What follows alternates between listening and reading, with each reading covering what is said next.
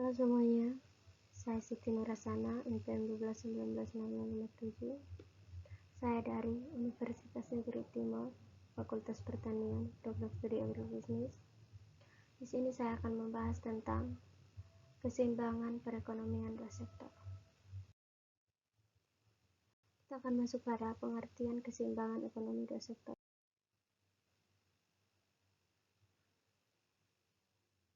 Perekonomian dua sektor merupakan penyederhanaan dari mempelajari sistem perekonomian secara keseluruhan. Yang dimaksud dengan perekonomian dua sektor adalah perekonomian yang terdiri dari sektor rumah tangga dan sektor perusahaan. Kita akan melihat aliran pendapatan dalam perekonomian dua sektor. Aliran yang pertama ada perusahaan, aliran yang kedua ada rumah tangga. Dalam aliran yang pertama, kita akan membahas tentang pendapatan faktor-faktor produksi, seperti gaji dan upah, sewa, bunga dan untung. Aliran yang kedua, kita akan membahas tentang pengeluaran rumah tangga, seperti konsumsi. Mari kita lihat ciri-ciri aliran pendapatan dua sektor. Yang pertama, sektor perusahaan menggunakan faktor produksi yang dimiliki rumah tangga. Faktor-faktor produksi tersebut memperoleh pendapatan berupa gaji dan upah, sewa, bunga, dan untung. Yang kedua, sebagian besar pendapatan yang diterima rumah tangga akan digunakan untuk konsumsi, yaitu memberi barang dan jasa yang dihasilkan oleh sektor perusahaan. Yang ketiga, pengusaha-pengusaha yang memerlukan modal untuk melakukan investasi akan meminjam tabungan yang dikumpulkan oleh badan-badan keuangan dari sektor rumah tangga. Setelah membahas ciri-ciri pendapatan dua sektor, kita masuk pada hubungan antara konsumsi dan pendapatan.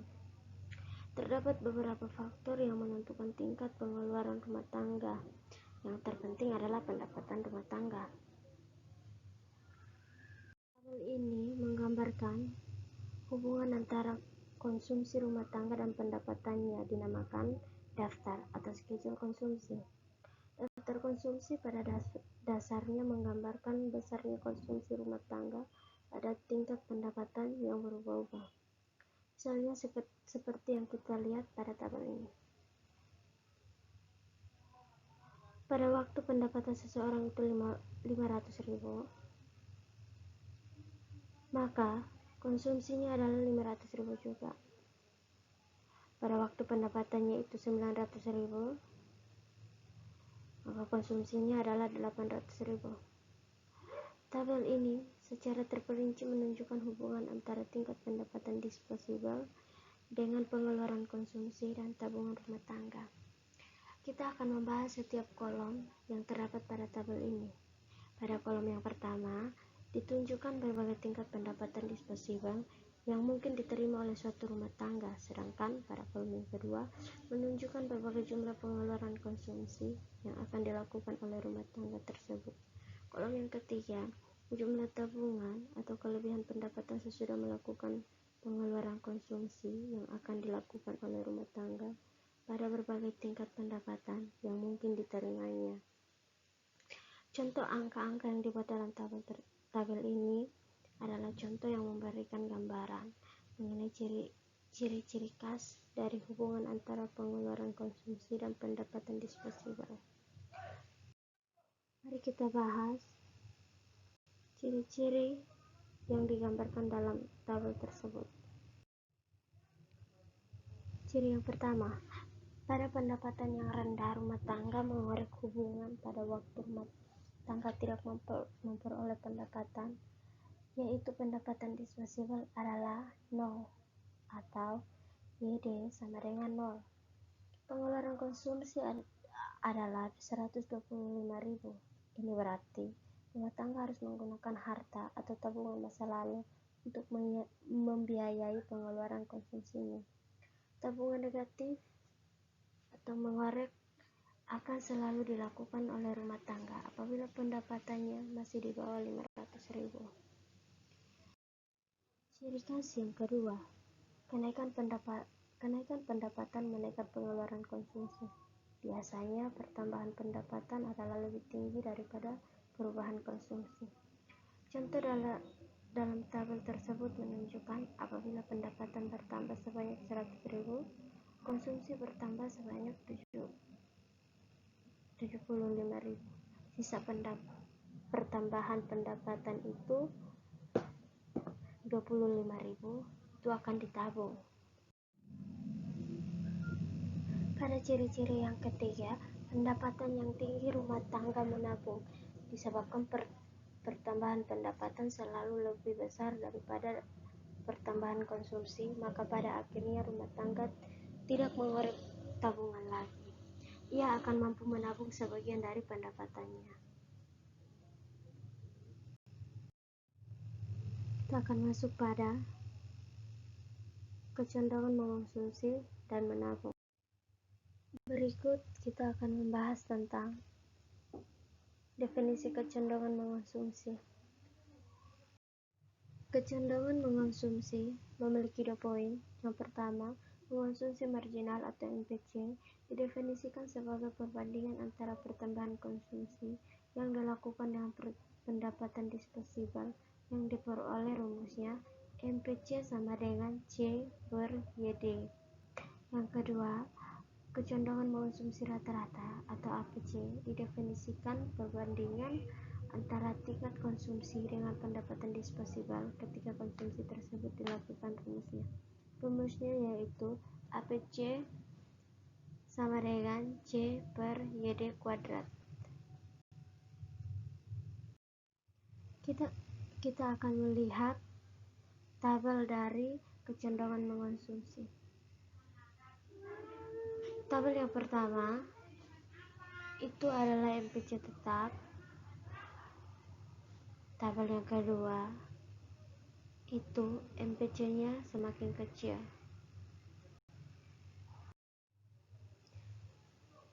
Kita masuk pada definisi kecenderungan menabung. Kecenderungan menabung memiliki 2 poin. Yang pertama, kecenderungan menabung marginal atau MPS didefinisikan sebagai perbandingan antara pertambahan tabungan yang dilakukan dengan pertambahan pendapatan disposibel yang diperoleh. Rumusnya MPS sama dengan S per YD. Yang kedua, kecenderungan menabung rata-rata atau APS didefinisikan sebagai perbandingan antara tingkat tabungan dengan pendapatan disposibel. Rumusnya APS sama dengan S per YD pangkat 3. Kita lihat tabel dari kecenderungan menabung. Yang pertama ini menunjukkan MPC tetap, dan yang kedua MPC-nya semakin kecil. Sama seperti pada tabel kecenderungan mengonsumsi. Setelah membahas tentang kecenderungan mengonsumsi dan menabung, kita akan masuk pada poin fungsi konsumsi dan tabungan. Dalam analisis makroekonomi, yang lebih penting bukanlah melihat konsumsi dan tabungan suatu rumah tangga, tetapi melihat kepada konsumsi dan tabungan sebuah rumah tangga dan perekonomian. Pengeluaran konsumsi dari semua rumah tangga dalam perekonomian dinamakan, seperti dinyatakan sebelum ini, konsumsi agregat dan tabungan sebuah rumah tangga dalam perekonomian dinamakan tabungan agregat. Untuk menunjukkan kelakuan rumah tangga perekonomian dalam melakukan konsumsi dan tabungan, analisis makroekonomi selalu melihat ciri-cirinya dengan menghubungkan kedua variabel tersebut dengan pendapatan nasional. Kita akan melihat pengertian fungsi konsumsi dan fungsi tabungan.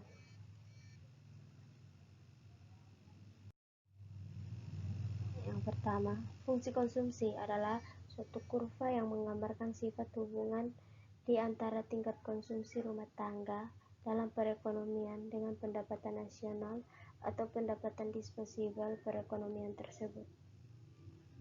Yang kedua, fungsi tabungan adalah suatu kurva yang menggambarkan sifat hubungan di antara tingkat tabungan rumah tangga dalam perekonomian dengan pendapatan atau pendapatan disposibel perekonomian tersebut.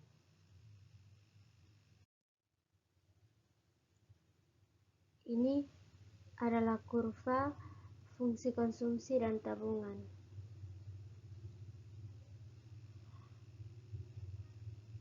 Pada titik A, merupakan pendapatan nasional sejumlah 360 triliun dan konsumsi adalah 360 triliun juga.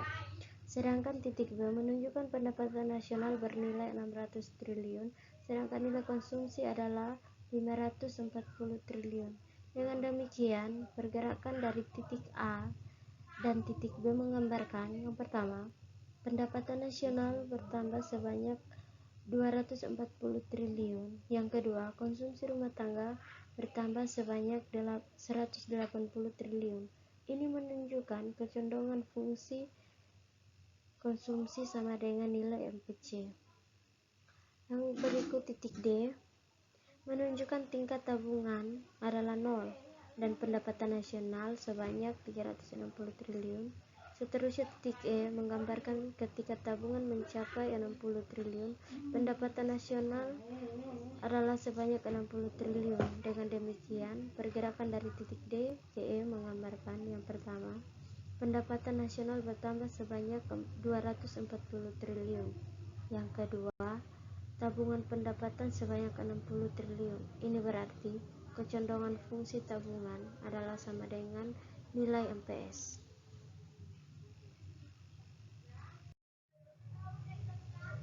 Berikut kita akan membahas tentang persamaan fungsi konsumsi dan tabungan. Pertama, kita membahas tentang fungsi konsumsi.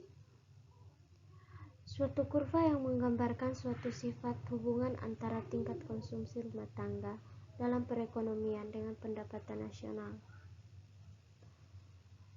Bentuk umumnya adalah C sama dengan A tambah BY. Keterangannya, A adalah konsumsi rumah tangga ketika pendapatan nasional adalah 0. B. Kecondongan mengonsumsi marginal. C. Tingkat konsumsi. Dan Y. Pendapatan nasional.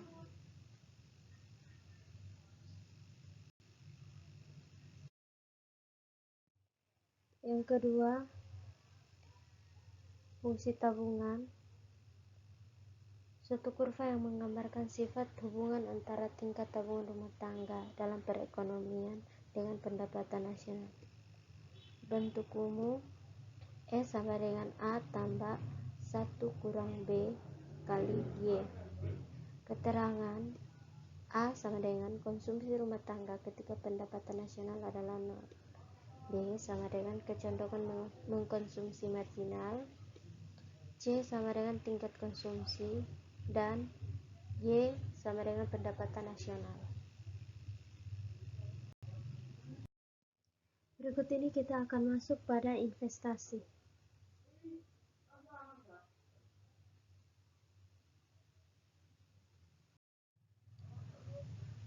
Investasi dapat diartikan sebagai pengeluaran penanaman modal atau perusahaan untuk membeli barang-barang modal dan perlengkapan produksi untuk menambah kemampuan memproduksi barang-barang dan jasa yang tersedia dalam perekonomian. Dalam praktiknya, dalam usaha untuk mencatat nilai penanaman modal yang dilakukan dalam satu tahun tertentu, yang digolongkan sebagai investasi atau pembentukan modal atau penanaman modal, meliputi pengeluaran berikut.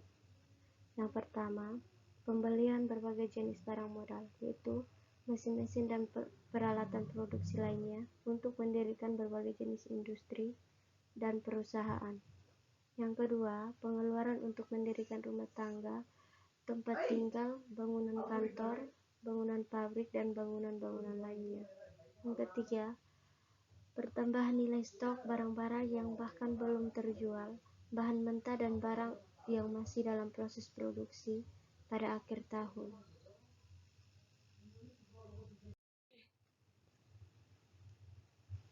Faktor-faktor utama yang menentukan tingkat investasi. Yang pertama, tingkat keuntungan yang diramalkan akan diperoleh. Yang kedua, suku bunga. Yang ketiga, ramalan mengenai keadaan ekonomi di masa depan. Yang keempat, kemajuan teknologi. Yang kelima, tingkat pendapatan nasional dan perubahan-perubahannya. Yang keenam, tingkat yang diperoleh oleh perusahaan. Investasi keuntungan dan suku bunga.